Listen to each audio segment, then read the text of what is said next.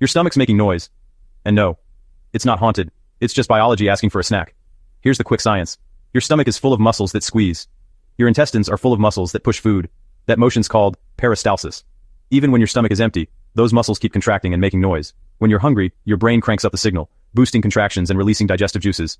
That squeezes air and gas in your gut, and rumble, you get growling sounds. So borborygmi, your body's polite, or loud, way of saying, hey, time to eat. Now go get a snack and enjoy the soundtrack.